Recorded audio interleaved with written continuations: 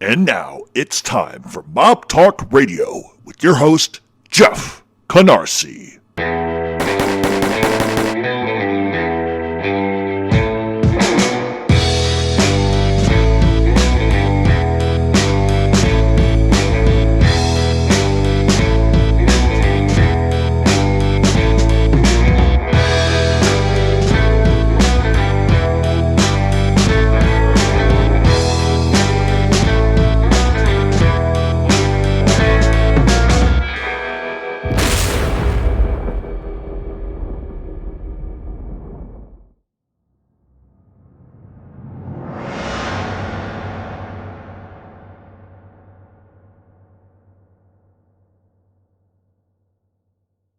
And welcome back to Mob Talk Radio. We are going to get into the final Cotroni show. This is a lot of stuff, and I'm probably going to push over my limit today, but that's all right. That's all right. So when we left off last week, Vic Cotroni had several issues going on, really all at once. We know he would go to jail for contempt. We know that Paolo Violi, who had essentially taken over the day-to-day operations, had his reputation about pretty much destroyed by the CECO hearings. And then overextending his base of operations combined, along with essentially telling the commission to go fuck themselves, while putting a contract out on Nicola Rizzuto's head, regardless of the commission saying that nobody could touch him. The other problem for Violi was that he was considered pretty much a general bully. But even so, he was still considered an old school type of street guy.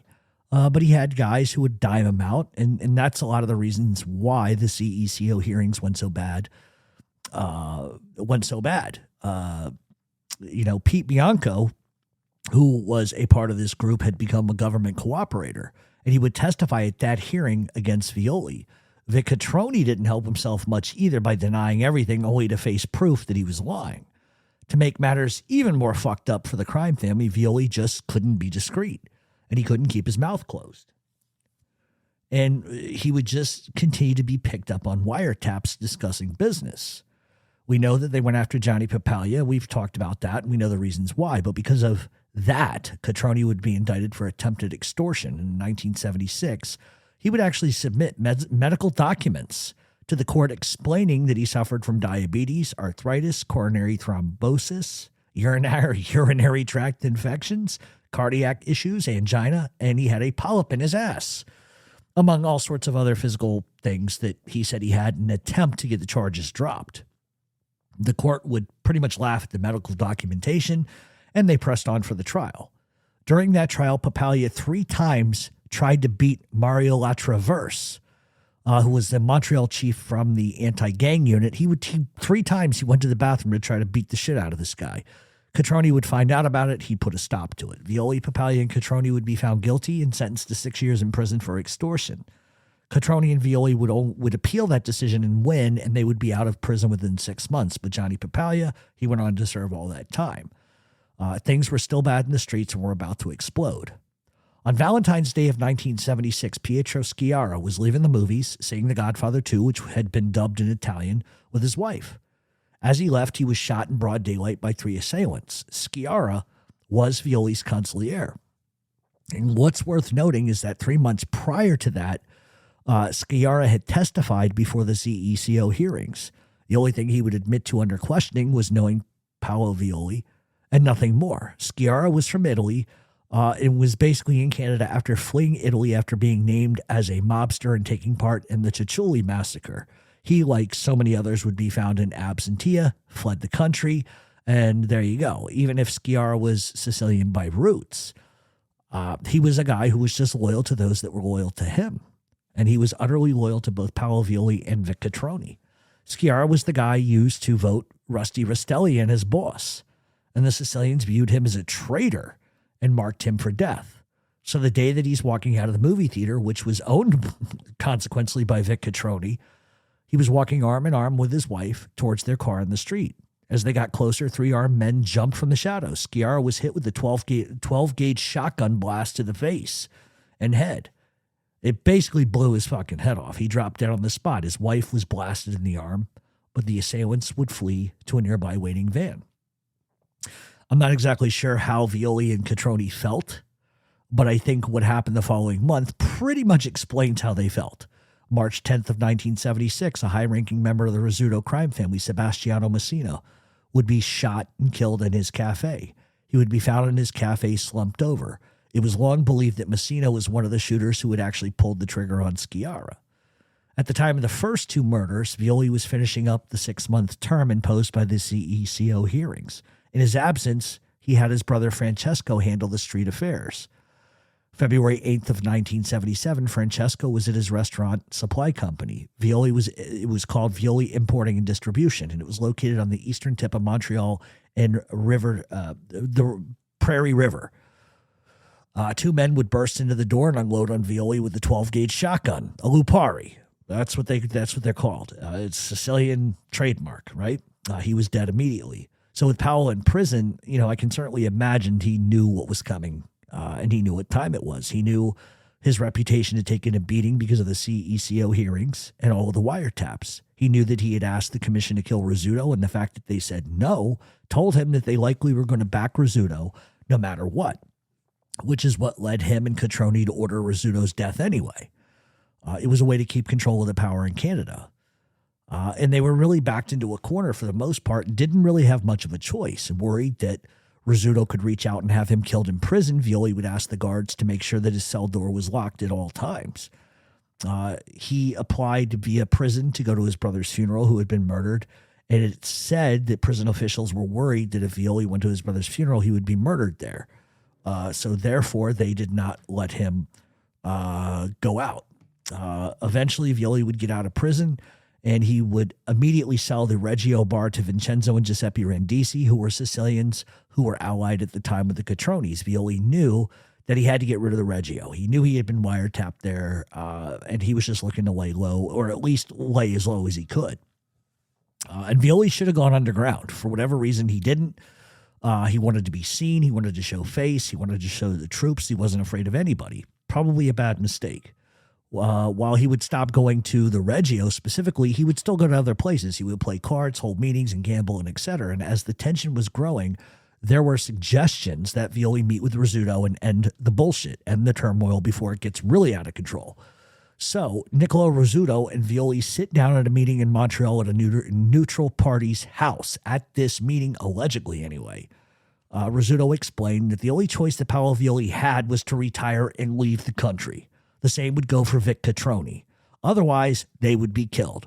Rizzuto had the clout to demand it, not just because he was becoming a powerhouse, but he also had the backing of Carmine Galante, who at the time was waging his own shit-flinging contest with Rusty Rastelli. But more importantly than that, was the backing of the New York Commission. And the problem for Cotroni was his hands were essentially tied. He had ruined his own reputation. He picked the wrong guy to lead his crime family. And Violi, for his part, scoffed at Rizzuto's demands, and he refused to step back or step down, and basically told him as much at this meeting. The meeting ended with Violi demanding the death of Rizzuto, and with Rizzuto wanting Violi and Cotroni dead. And there would be no peace.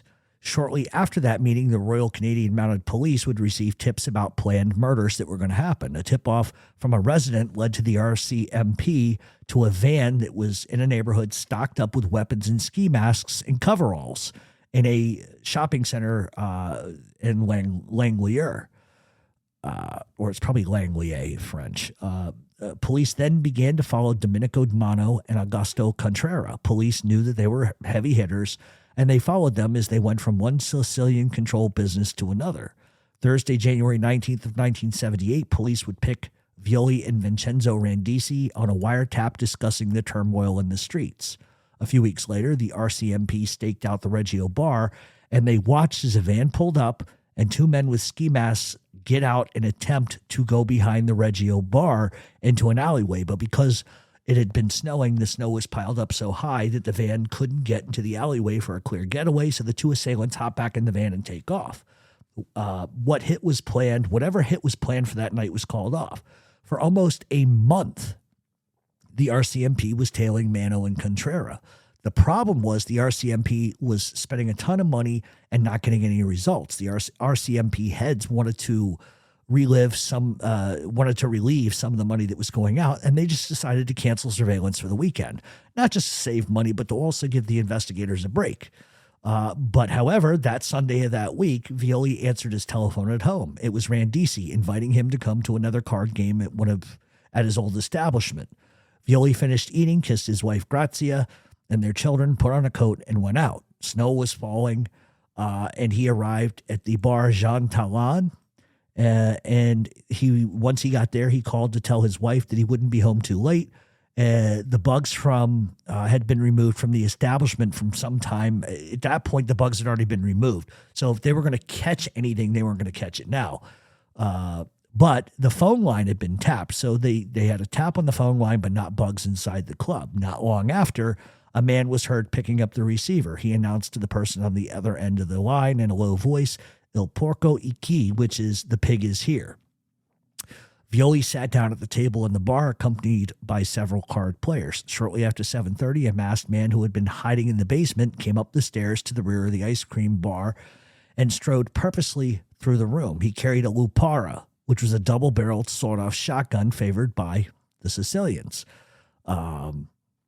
This particular weapon that was used was a Zardini, and it's a rare model manufactured in an Italian village. The shells were uncommon too, containing pellets larger and more destructive than those normally available in North America. From where he was sitting, Violi could not see the assassin coming up, and if his table mates did, none of them fucking uttered a word. The killer pressed the barrel to the back of Violi's skull and pulled the fucking trigger. The 46-year-old godfather of St. Leonard collapsed on the floor. A police photograph taken in the aftermath of the hit shows him lying flat on his back, blood pooled around his head, arms and legs outstretched as if he was crucified. Minutes later, Domenico Mano phoned his brother-in-law, Niccolo Rizzuto, in Venezuela and shared the news. The pig is dead. Grazia Violi also got a telephone call from a man saying that there was trouble at the ice cream bar. So Violi surely had known that his death warrant was signed. He knew what time it was. The Montreal police had offered protection in exchange for his collaboration, but he declined. The idea of becoming a rat disgusted him. He just wasn't going to do it. And he also refused to run and hide. And this came as no surprise to Robert Maynard, who was the undercover cop who had gotten to know him quite well over the years, posing as a tenant. He went on record as saying Paolo was not a runner. Paolo was the type of guy who would not run away from anything. He wasn't going to weasel himself out to the cops, not when your balls turned to brick. Not Paolo, never. He's just not the type. To him, honor was it. That was the all-to-end-all honor. And I'm not glorifying that son of a bitch. I'm just saying that's the way he was. Vic Cotroni, too, must have known that Violi would be eliminated sooner or later. But he lacked the clout, obviously so, to step up and prevent it from happening. Vic had gotten cancer and was steadily weakening. And as he did, new forces were asserting themselves in Montreal's underworld. The Mafia was bringing in fresh blood and the Sicilians were taking over. More important, in New York, the commission had given its assent for Violi's execution. Had Vic Cotroni interceded or even tried to voice his disapproval too loudly, they would have fucking killed him too. Cotroni, nevertheless, showed up for Violi's funeral at the Church of Madonna della Difesa in Montreal's Little Italy. Several Calabrian mobsters from Ontario, chief among them Giacomo Lupino, who was Violi's father-in-law, was there. Domenico Violi, Paolo's father, traveled from Parma in Cleveland. And, you know, the sad part is for the father is that he had buried another son. He had buried two sons in less than a year. There were no emissaries from the American mob there. The family sent floral wreaths and floral wreaths only. Flowers also arrived from Italy. The church was filled to capacity, and the sizable crowd of curious onlookers massed outside as snow fell. The police all along suspected 6 men of being mixed up in the murder, all of them with connections to Niccolo Rizzuto. An arrest warrant would be issued for Niccolo Rizzuto's son-in-law, Paolo Renda, who in 1968, which was 10 years earlier, along with Vito Rizzuto, set a fire to his Boucherville barbershop. Renda managed to flee Venezuela before the warrant was signed and would return to Montreal only after it was lifted. Investigators have always thought that the hit was planned by Paolo Renda's father, Calogero Renda, but he would never be charged with that crime. Suspicions were also directed at Giuseppe Lopresti. Now, we do know, because we've talked about this, go back to a couple of shows, we talked about the hit on the Loprestis in Canada. That shit's still going on. So a lot of this is tit for tat that's still going on today. So charges initially laid against Vincenzo Randisi, one of the brothers who bought the Reggio bar from Violi, was withdrawn. Randisi stated that he had simply seen a stranger enter the cafe and shoot Violi. The other three suspects pleaded guilty to charges of conspiracy to commit murder. The first, Domenico Mano, who was Niccolo Rizzuto's brother-in-law. The second, Agostino Contrera, who had arrived in Canada in 1965, was the cousins of Labario Gaspari and Pasquale Contrera, and the owner of Mike's Restaurant franchise at the corner of Jean Talon Street and Pi 11 Boulevard, where several basement meetings had been held. The third man, Giovanni Demora, was D'Agostino Contrera's brother-in-law and a partner in managing the restaurant. So as you can see, this was all premeditated, and these are all people that are aligned with Rizzuto. And what do we say in the life all the time? Excuse me. He sells the Reggio bar to the Randisis, right? The Randisis set him up. They set him up. And that's the way it happens in the life. And this is no different. I'm a little shocked he fell for that, to be honest with you. But Mano had a prior conviction for running a gambling house, but the conspiracy charges were Contreras and Demora's first brushes with the law. Quebec Superior Court Justice Claire Joncas took the time to praise the pair as hardworking citizens. In her opinion, if one were to set aside their involvement in painstakingly planning a cold-blooded murder, they were good guys. They were model immigrants, she declared, who performed the most modest tasks in an effort to earn a living and to slowly and laboriously build themselves a trade. There was insufficient evidence to accuse them of first-degree murder. Thanks to the surveillance operation and the electronic eavesdropping, the police had enough to indict them on conspiracy. Contrera, Mano, and Demora had little choice but to plead guilty, and they both did time. 2.5 years after Paolo Violi was killed, his brother Rocco, then age 40, was the target of a botched hit. Rocco was known to police, but even more or less than his brother Francesco, who had always been ready to defend Paolo's interests. Rocco had been deported from the United States after attending the funeral of Carlo Gambino, the head of the Gambino crime family. He also had arrests and convictions for running gambling houses, and that was pretty much it. He really wasn't a total knockaround guy, but still, the Rizzuto clan viewed Rocco as a potential threat. That whole vendetta shit. So as long as he was alive, he might want to exact revenge. So therefore, they got to handle business. So on July 28th of 1980, Rocco Violi was at the wheel of his car, and he was stopped at a red light on Pascal Gagnon Street in St. Leonard when two bikers rode up alongside of him. One raised a sawed-off shotgun and fired, but failed to hit the target. Rocco slammed on the gas and pulled away, but was soon caught. A second shotgun blast did not miss. Wounded in the head, Rocco underwent emergency surgery at the Rosemont Hospital and survived, but not for long.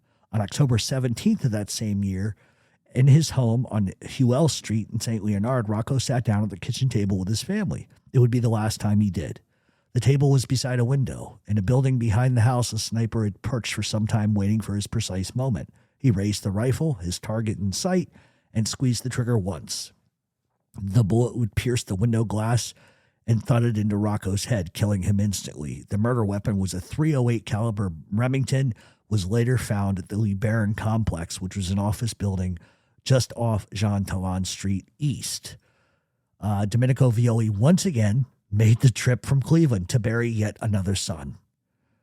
For the fourth time, Rocco's twin Giuseppe had been killed 10 years earlier. All 4 of his children killed. You imagine what that father went through. 4 children murdered. The Violi brothers' widows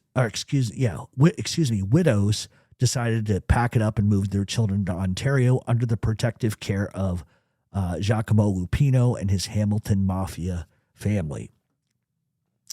Niccolo Rizzuto would remain in Venezuela for a while, but his son Vito would return to Montreal later that year to pave the way for the family's definitive conquest of the city.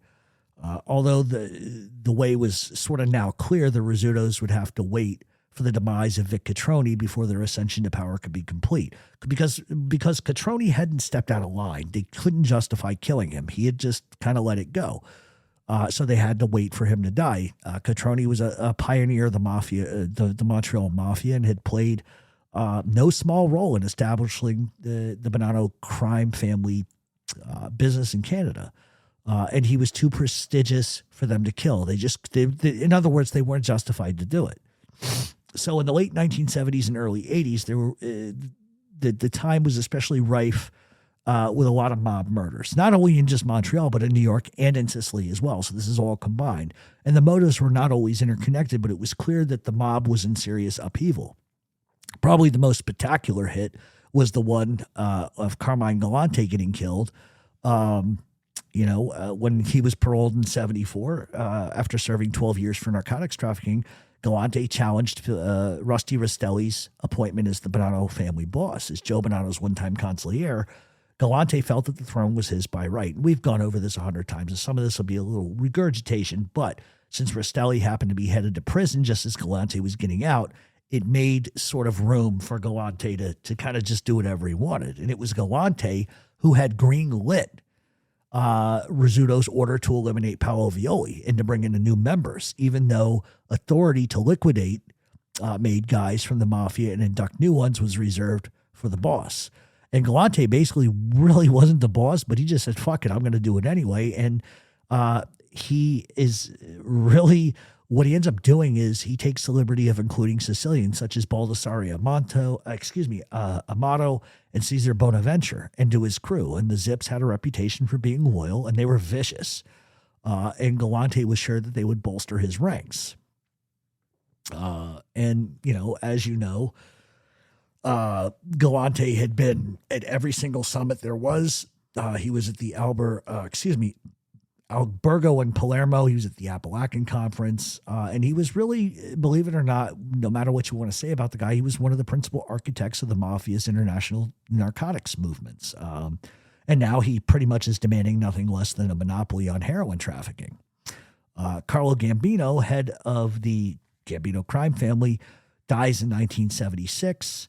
And his body was barely in the ground before Galante began basically telling anybody that listened to him that he was now the head of the commission.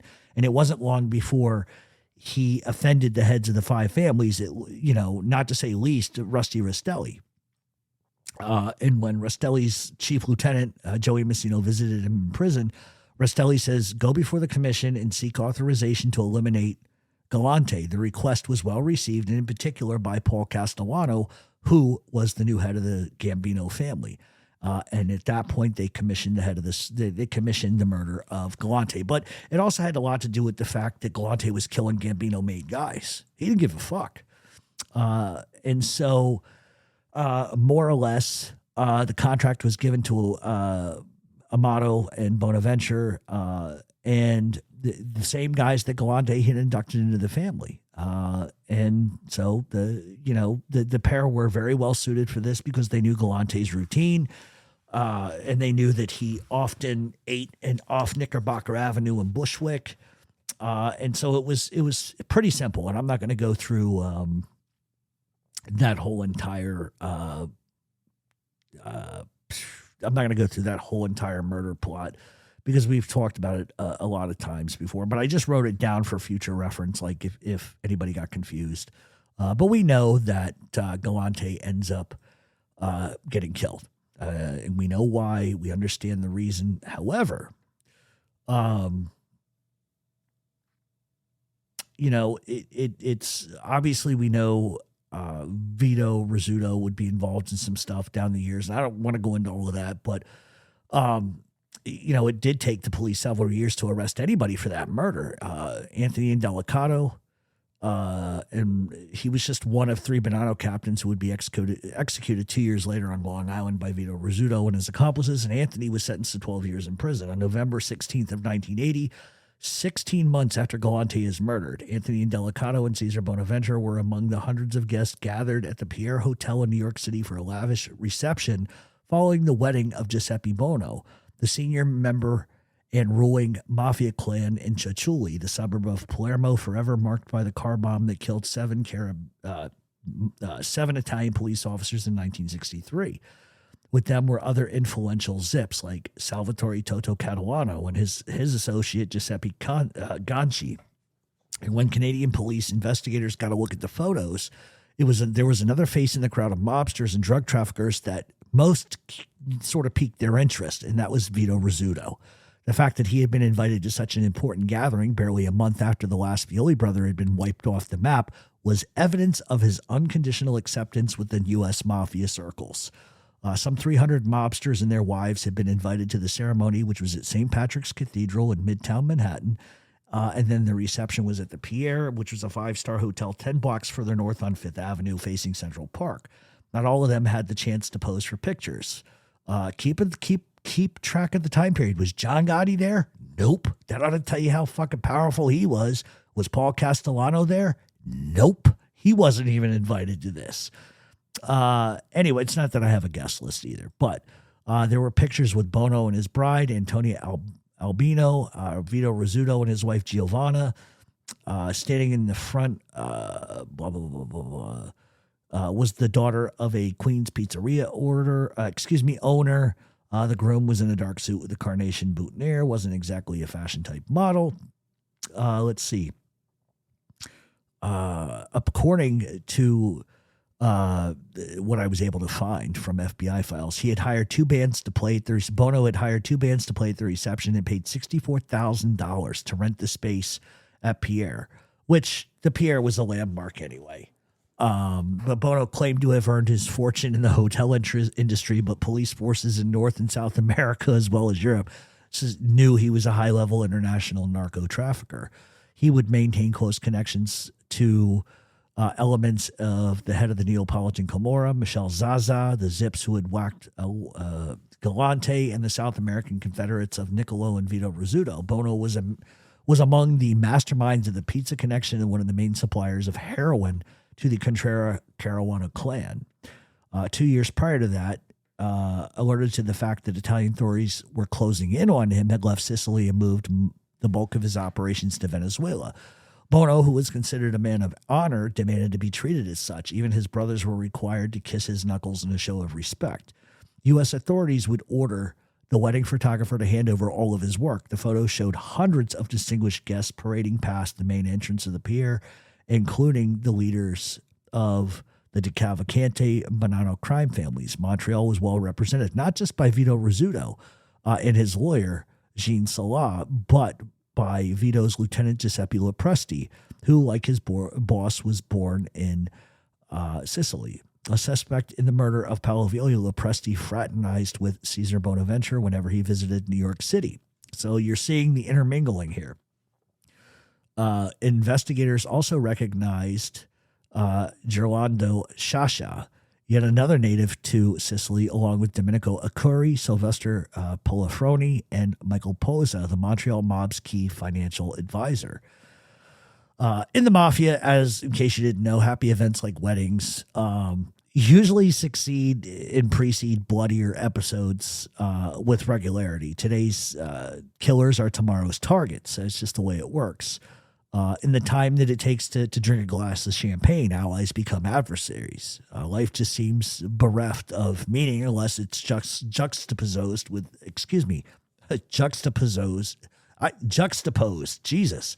death.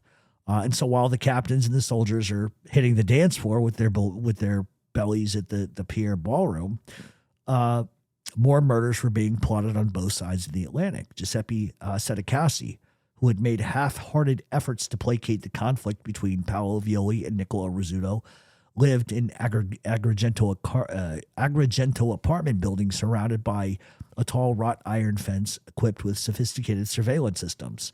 Its residents, who were judges, lawyers, and businessmen, imagined themselves safe from gunfire that rang out day after day, and this was a turbulent part of Sicily. Sedicassi was involved in a dangerous business financing heroin labs. On March 23rd of 1981, after his usual card game appointment at a small cafe near a train station, he arrives home. One of his neighbors heard a detonation and called police. When investigators arrived and examined Sedekasi's lifeless body, they made a curious discovery. His skull was coated in a thick layer of paraffin. Underneath was a bullet hole. That same year, Leonardo Caruana, a close associate of Sedekasi, was shot in front of his Palermo home as he returned from his son's wedding.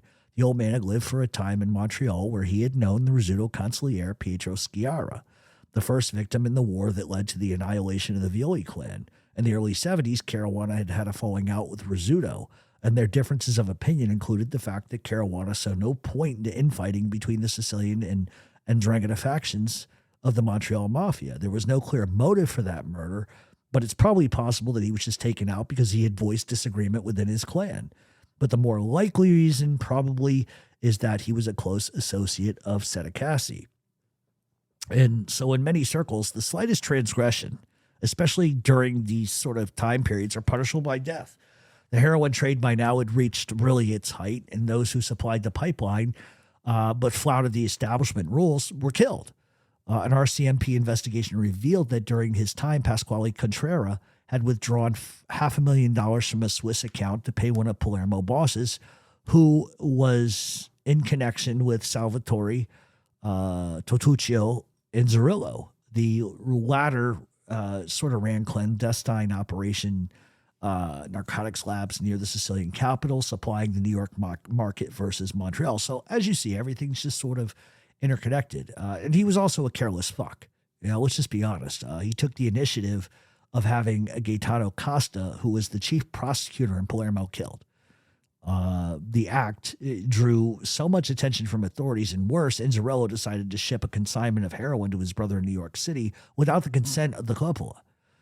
Such authorized deliveries or unauthorized deliveries tended to be frowned upon by Sicilian and American traffickers, so he fucked up. As we know, Inzarello's life ended in a hail of AK-47 fire as he left the home of his girlfriend. The gunman fired through a sealed window of a new bulletproof Alfa Romeo. It just the long reach of the Sicilian Mafia internationally was just really one death in what would become known as the Second Mafia War, which was basically, as you know, a systematic killing spree that would extend throughout Sicily to the rest of Europe and into the United States and into South America.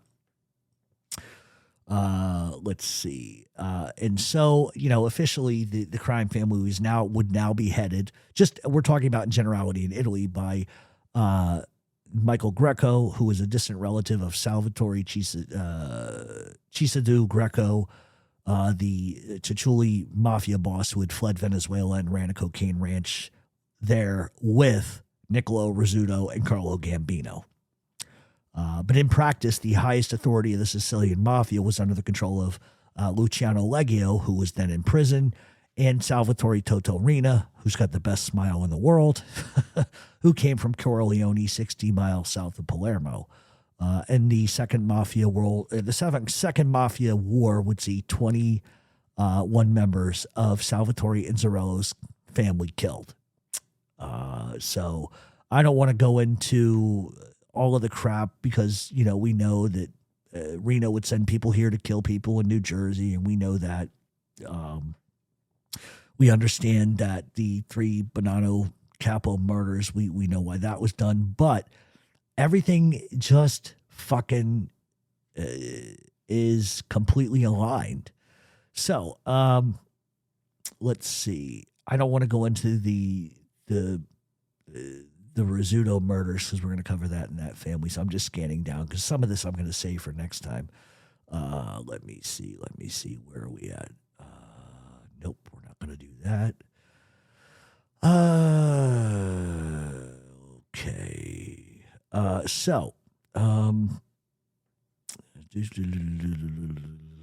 Okay. So basically, after all of this stuff goes down, right, neither Vito Rizzuto nor his father Niccolo could lay claim to absolute power in Montreal. And Vic Cotroni's brother Frank, who had recently been freed from prison, pretty much is given to day-to-day sort of duties of the crime family.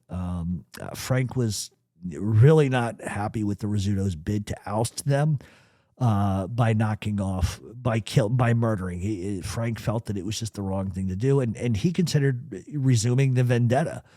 But his brother Vic sat him down and says, look, let's end this. It's not worth it. And Frank's sort of complaints about it turned to exasperation when he learned that Michael Posa, who was the Calabrian Mafia's main money guy, was now hiring out his services to the Rizzutos and the Sicilian Mafia. And it was a move that would have a lot of different consequences. So 57-year-old Posa was neither Calabrian nor Sicilian. He had been born in Trento, which is in northern Italy, and after immigrating to Montreal, he enrolled in university studying finance. He paid his tuition by working as a doorman at Casa Loma, which was a popular club in St. Catherine Street, and it was run by the Cotronis. It was there that he met Cotroni Lieutenant Luigi Greco. Posa regularly would supply Greco with financial advice until ultimately, Greco had been killed because he actually used kerosene as a solvent, we know, because he caught on fire, burned alive, but seemingly eager to want to collaborate with anybody, Posa had become an associate of Paolo Violi and attended his wedding in Hamilton in the company of Vic Cotroni and Joe DiMaolo. His advice to all of the sundry among the mafia was to reinvest their profits in legitimate economy, legitimate labor, legitimate unions, legitimate businesses. And he became active in the International Ladies Garment Workers Union, which is a little weird, but the CECO described him as one of the most important figures in the Montreal Mafia. So look at him like a Meyer Lansky. He's an accountant for them. But Posa was no fool. After the Violi brothers were murdered, he had sensed that the winds were kind of shifting. He abandoned the Calabrians and took up the Sicilians, and they were the ones doing the most business and therefore had the most money in need of a guy who could teach them how to money launder. Every transaction meant a tidy commission for him. So in 1979, Salvatore Sal Catalano, who we all know as Sal the Ironworker, who was a prominent zip in the Bonanno family, introduced Posa to Vito Ciancimino, who was the former mayor in Palermo. The meeting took place in the resort town of Mondello, which is a suburb of the Sicilian capital. Police believe the agenda included narcotics trafficking and investments that were going to be made in Canada. The following year, narco-trafficker Pasquale Contrera, on his way home from Venezuela, stops in Montreal where he meets with Posa. The latter had been among the minority of non-Sicilians invited to the Giuseppe Bono wedding at the Pierre in New York City. Police observed him several times in the company of Gerlando Sciascia and Giuseppe Lopresti, including on September 24th of 82 at Vito Rizzuto's home. 4 days after that meeting, he was dead. Posa was well aware that fraternizing with the Sicilians irked the Cotronis. When he returned home to Mont Roland, a village in the Laurentinian Mountains, basically before parking his Audi in the driveway, he would drive back and forth a few times past the front of his house on Desjardins Street, making sure no sniper was hidden in the bushes. So he kind of knew he was in some trouble. He knew they might take a shot. Posa was invited by Frank and Vic Cotroni to meet them at the home of their sister, Palomina, who looked after the family's financial interests. Posa sat down in the kitchen and began conversing with Vic. Frank arrived later accompanied by Real Samard, who held two jobs for him, the driver and the hitman. The young Samard, the nephew of wrestler turned mobster Armand Corville, had already murdered two of Frank Cotroni's enemies and would go on to kill 5 more. Vic would shortly have a new assignment for him. When we got there, Vic was in the kitchen with Posa, and the conversation was heated, Samard would recall years later, after he became an informant. Frank Cotroni joined his brother in the kitchen with Posa while Samard waited in the living room with Palmina. Suddenly, he heard Vic raise his voice and swear at Posa. "I want you to report to Frank," he warned. Frank Cotroni ordered Posa to ditch the Rizzutos and come back to work for them exclusively. Posa left without promising anything, and Frank, on his way out to the car with Samard, whispered, "Something's got to be done about him." Samard got the message. On September 28th, he made his way to Mont Roland. In the cover of darkness, he lay in wait in the bushes across from Posa's house. Around 2 a.m, Posa drove up in his Audi, and Samard sprang from his hiding place, pulled out a .22 caliber pistol, and shot Posa once in the body and a second time to the head. Following his mentor's edict, "You never leave a body without giving it a bullet in the head," Frank Cotroni had once and always told him to do. Police went through Posa's papers at his office on Papineau Avenue and his home in Mont Roland. They found a copy of a confidential government Quebec report that recommended legalization of slot machines and casinos in the province. There was also a trove of bank records that linked Vito Ciancimino, the ex-mayor of Palermo, with whom Pazza met in 79 to real estate deals in Canada. Ciancimino's sons, Giovanni and Sergio, had traveled to Quebec and invested some $2.6 million in different things. This included the purchase of a building in Greenfield Park on Montreal's South Shore and another on St. Joseph Boulevard in Drummondville, halfway between Montreal and Quebec City. Serving as front men for their father, the two brothers had been making similar investments since 76. Police eventually would determine that the money came from drug deals orchestrated by Vito Rizzuto's associates, the brothers Contrera. So, Vito Ciancimino had grown up the son of a barber in Corleone, became the influential member of the Christian Democrat Party, and was in charge of public works in the Palermo city administration at a time when Mafia-controlled developers began tearing down heritage buildings in the city center and began putting up shittily built apartments in their place. The boom would become known as the Sack of Palermo. In a 4-year period, city council awarded 80% of 4,250 building permits to 5 shell companies that were aligned with the Mafia. The mob controlled entrepreneurs, pocketed grant money destined for restoration projects, and demolished several Art Deco palazzos. One building, which was a masterwork by the great Sicilian Art Nouveau architect Ernesto Basile, came down overnight. It was due to be declared a historic building, which would have saved it. But the Mafia-linked developers saw that it would get demolished before the paperwork could go through. Numerous parks were paved over. As a result, the heart of one of Europe's finest cities was transformed into a collection of soulless concrete bunkers, each one more unattractive than the others. Fortunately, parts of the old Palermo were actually spared. So when Vito Ciancimino would later be elected mayor of Palermo, it provoked a lot of problems. He was soon investigated by the Anti-Mafia Commission, and he was actually forced to resign. He remained beyond the reach of law enforcement for years. However, the discovery in Michael Pozza's Mount Roland home of documents which implicated Ciancimino helped change all of that, and he became infamous as the first Italian politician to be convicted for membership in the Mafia. When he was arrested and handcuffed in front of television cameras in November of '84, he fainted. So besides the bank records that were found in Pozza's home, the evidence against the former mayor of Palermo came from the testimony given by Tommaso Buscetta, and perhaps the most famous rat in the history of the Mafia. We know what he did. We know what he said. I'm not going to go through all of this. But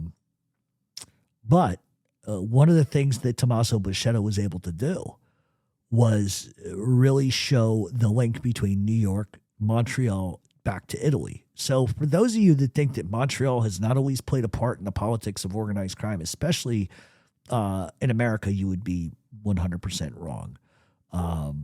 Buscetta, once he was arrested, they seized tons of documents in his house, which showed long-distance phone calls and invoices from travel from Rio to Sao Paulo to Caracas to New York to Montreal and to several European cities. When Buscetta learned that he was going to be extradited to Italy, he tried to commit suicide by swallowing strychnine.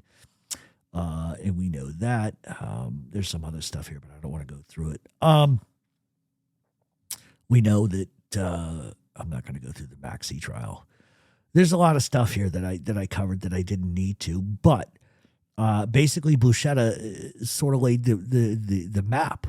The Sicilian Mafia would be led by the Contrera and the Caruana families, and they took over a huge part of the heroin trafficking that was destined for the United States. And it just shows that Montreal is like the hub of all of this shit, the hub of fucking everything. In fact, Falcone had traveled to Canada a bunch of times, specifically Quebec, to meet with investigators poring over these documents that were found and interviewing witnesses. And actually in 1985, he spent 3 days on the 5th floor of the Palace of Justice in Old Montreal gathering information to complement his investigation of Vito Ciancimino and the money laundering methods. He heard a dozen witnesses behind closed doors in the courthouse. They included bankers, notaries, and the widow of Michael Pozza, Franca. Those fortunate enough to have met Falcone in Montreal recall him as being a guy with a great sense of humor. But once again, so this wasn't just something that happened in Italy. He went to Canada too to investigate that. So it's not only that, but he vacationed in Western Canada. So it's like this idea that Falcone was just investigating shit in Italy was not the case.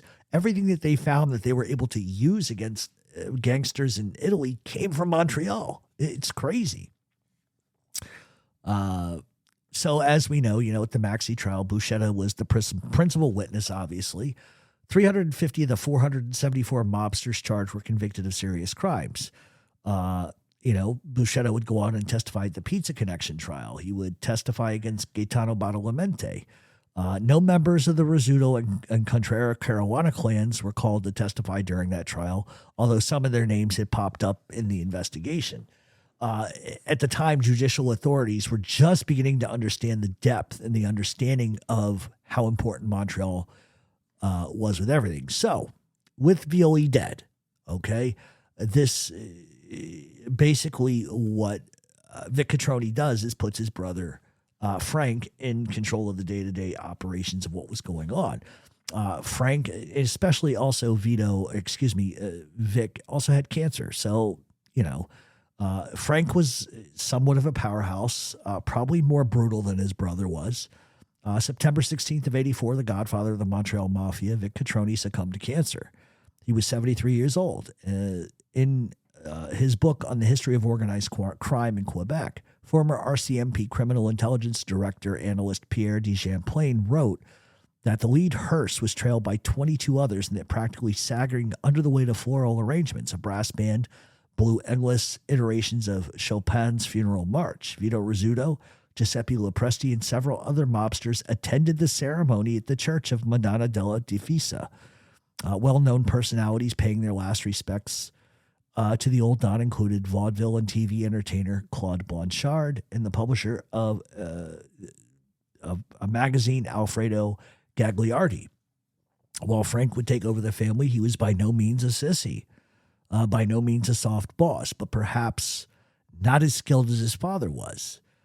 Frank would make inroads and close relations with the Genovese crime family. That's a big thing because originally it was the Bonannos. Now they're moving and making serious inroads with the Genovese crime family. At one point, Sonny Red and Delicato would mark Frank Cotroni for death because Frank had secretly plotted to get an early release from Lewisburg Federal Penitentiary by basically ratting on himself to the feds about owning a money printing press and owning plates. And the move was only designed to get himself out of prison early, because he could tell them where he got the plates, and it would only affect him. Sonny Red and Delicato didn't see it that way, and he saw it as a rat fucking move. Billy Maselli would actually step in and explain to Sonny Red that he didn't violate any code of ethics. He simply tried to play the feds. And it really didn't matter because the feds didn't buy anything Frank Cotroni said. So in 1979, Frank Cotroni is released from prison. And as we said, he took over day-to-day control of the family. He didn't necessarily keep a low profile either. He would attend high-class functions, NHL hockey games, and was dressed to impress, sort of like a John Gotti. Frank Cotroni didn't want to appear to be soft. And he had every single intention of, taking it to the streets and to the Rizzuto crime family. He was not going to give up anything. He would order his first murder in 1980. Michael Marion had decided to rip off a percentage of Frank's rackets. Frank would have it and ordered his death. Michael would be hit in a diner in the early morning. Less than a year later, Frank orders the death of Joe Montagano. Montagano was a low-level coke dealer, and Frank thought he was a rat. So Samard, who was Frank's driver and bodyguard, killed him. In September of 1982, Michael Posa had to go. Posa had become consigliere of the Cotronis, but Frank suspected he was skimming off family rackets and was also showing loyalty to the Rizzuto crime family, so Frank would meet with him and his brother, as we just said earlier, Vic, and Samard got the hint and whacked Posa in his driveway. And as we said, Frank would get deep inroads with the Genovese crime family, would move full force into narcotics with the Genovese crime family. But the problem for Frank was a huge shipment of cocaine would be found in Brooklyn, and the authorities knew that it belonged to the Genovese crime family, and they had heard from informants that the shipment belonged to the Cotroni crime family, and reports would filter in that Cotroni and the Genovese crime family were affiliated with groups in Italy pushing serious narcotic weight. The report also showed that members of the Genovese crime family were traveling to Montreal, for meetings with Cotroni over drugs, and that Cotroni was getting shipments into New York from Canada. The FBI would find out that on July 26 of 82, Cotroni wired $93,000 from Montreal to a bank in Italy as payment for a shipment of heroin that was due to arrive in New York on the 26th of July, 82. In 1983, Cotroni was indicted by a Connecticut grand jury on one count of conspiring to traffic in heroin with 5 other men in New York City and 3 counts of illegally transporting more than $5,000 from Bridgeport, Connecticut to Montreal. In July of 83, Frank sent Simard to Ontario, where he met with Johnny Papalia in Hamilton on behalf of Frank. Papalia, the most powerful mafia boss in Hamilton, accepted Simard's presence in southern Ontario as the Cotroni crime family outranked the Papalia crime family. The crucial moment in the Papalia-Simard meeting occurred when the latter phoned Cotroni in Montreal and then handed the phone to Papalia, where Cotroni confirmed that Simard represented him. Frank seized the Ontario market, with Simard bringing Quebec strippers to Toronto clubs, where he allowed Papalia to put his pinball machines in his clubs. In late 1983, Roy McMurtry, who was an Ontario Attorney General, summoned all of the police chiefs in Ontario to a secret conference in Toronto, where the police chiefs, in a joint memo to McCurdy, stated, "By far our greatest concern must be the Cotroni crime family of Montreal. Needless to say, we consider Frank Cotroni our most serious threat." Cotroni at the time was reported to have stated that Toronto was just as lucrative a market as Montreal was, but unlike Montreal, the police in Toronto were not as corrupt, making Toronto a more difficult market to control. In November of 1983, Simard and associate Richard Clement killed Mario Hero, but unknowingly only severely wounded him. Robert Hitu in their Toronto hotel room after they conspired to kill Clement. Hitu testified that Simard would go on to testify Simard, and he would testify against Simard, and Simard would be arrested and convicted. And then he becomes an informant against Frank Cotroni and the family, and that resulted in an 8-year sentence for manslaughter against Frank, Francesco, and 2 associates in 1987 for the Montagano murder. And to replace Simard as his Toronto agent, he hired a pro boxer by the name of Eddie Mello. So in 1986, Simard gets arrested, like we said, and immediately begins to rat. He confesses to 5 murders that were ordered by Frank Cotroni. In 1987, Frank would be sent to prison for 8 years for murder, while the Cotronis tried hard to hold on to turf. It was basically over. In August of 2004, Frank Cotroni would die of brain cancer, and that would end the Cotroni crime family for the most part. In 2012, Joe DiMaolo gets hit outside of his home, and the police believed that it was just a leftover hit from the past, and it just continued the beef between the Sicilians and the Calabrians. And so, as you've seen with this story, and I apologize if anybody feels like I rushed through that back end, but just so you can see, we talked about the Papalias. We see how all organized crime families start very similarly. They begin the same way. And those that just stay in line and keep it going, like the Tommy Lucchese's of the world, they just keep it going. Lucchese followed his predecessor, but just stretched his arms out, but not too far, just far enough. Tony Dexcarolo follows Lucchese's example, but then overstretches and then gets caught talking and topples the commission. That's the history lesson, that there's a theme here. And the theme is always the same in organized crime, no matter how many different ways we sort of push it. The theme is always the same. Stay in your lane. Don't get embroiled into nonsense that does not have any direct effect on you. Just stay in your lane. Papalia learned the hard way about staying in his lane. But that's the thing about Cotroni, is Cotroni leaned too heavily on an American crime family who wanted to control their business and in the end didn't have their backs. And so even though Paolo Violi by nature was a braggart and egotist, he walked around strutting like a peacock or whatever, Violi was right. If you become beholden to something else, you are controlled by them. And when the Bonannos began to see that the Rizzutos, wow, they got all this inroads back into Italy just like us. They're bringing in a ton of fucking money. They're going to back the gravy train. They're always going to back the gravy train. Now, if Vic Cotroni never hands that crime family over to Paolo Violi and continues to run it, and then rather than try to, I think Cotroni by nature probably would have been more apt to sitting down and just agreeing, because that seems to be his character. Or he would agree with him, shake his hand, and say everything's fine, and then he'd kill him a week later. That's what gangsters do. The problem with Cotroni is that he put too much faith and too much trust in an outside family. And I get it. There's loyalty. We're attached to the Bonanno crime family. They brought us into the fold. I get it. But at the same time, same token, I also understand how Violi felt about that. Because Rizzuto didn't have those problems. I mean, eventually Rizzuto would break with the Bonanno crime family, but that wouldn't be till after Vito goes to prison for the 3 captains' murders. Now it's totally different. Now they're aligned with Buffalo. Right back to the Magadinos. Is that not insanity how history repeats itself? Originally with the Magadinos, they split and go with the Bonannos. Then with the Bonannos, right back to the Magadinos. History always repeats itself. And that's the greatest lesson. So it's not that I'm psychic. It's not that I understand everything so much better than everybody else, but I know that history always repeats itself in some form or fashion. And so a lot of the mob content creators, they never bothered to talk about Canada. I think, one, because they don't know anything about Canada. I think that's number one.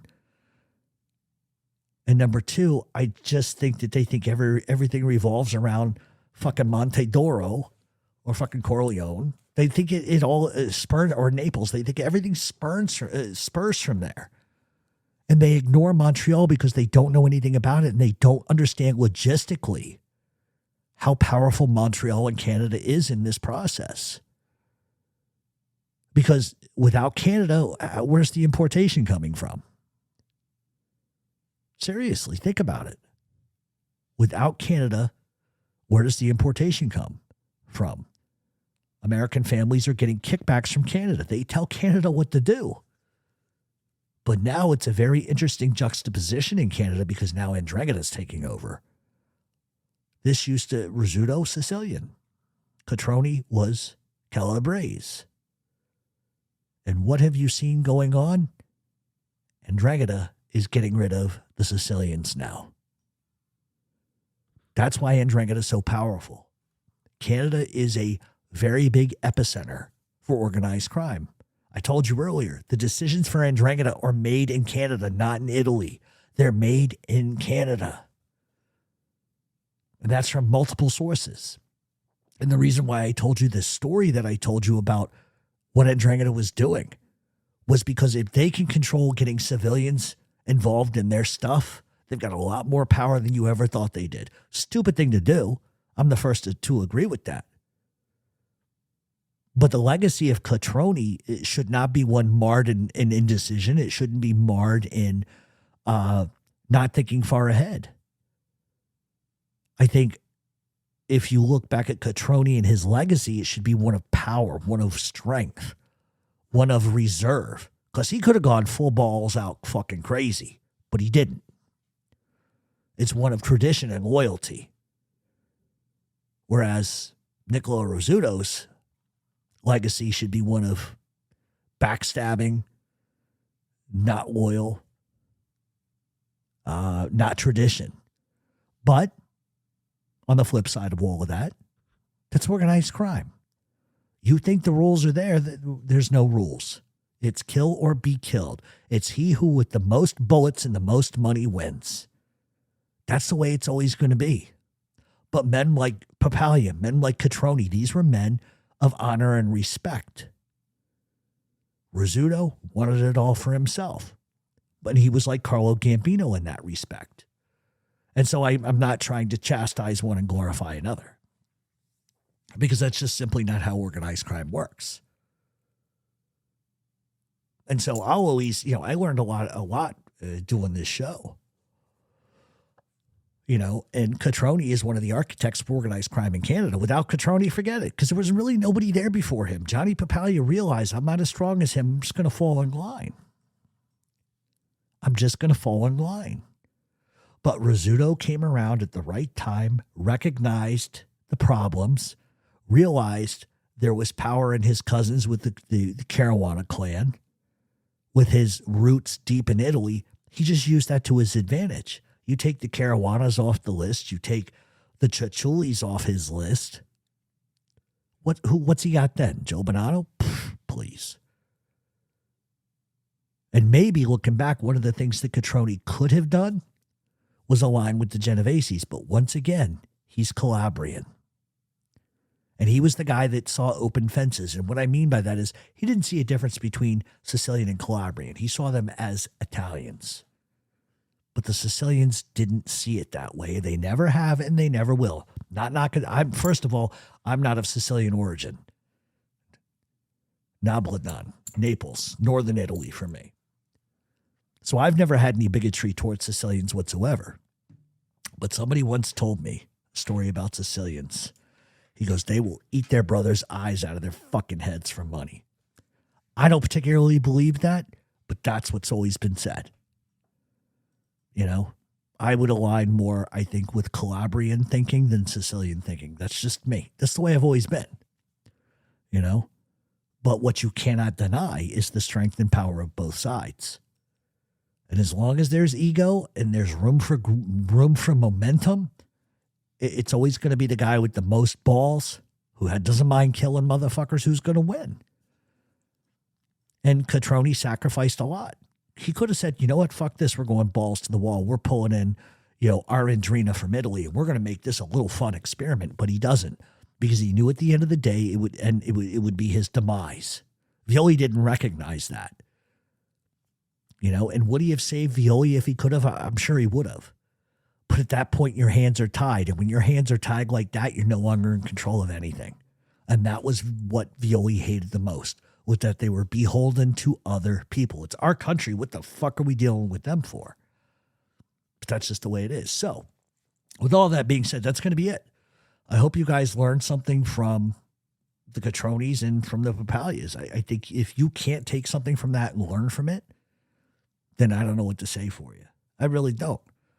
But anyway, if you want to give me feedback, whether you hated the show, whether you liked the show, whether you think I focused on one thing too much or not enough, let me know. mobtalkradioshow@gmail.com. And with all that being said, you guys have a great fucking weekend, and we will be back next week with an all-new show. I'm not sure if we're going to go with the Rizzutos or whether I'm going to take a week off and just cover just one guy for a week, or whether we're going to jump into the JFK shit. I have not decided, but you'll know next week when you turn the show on. So, I'm going to sneeze.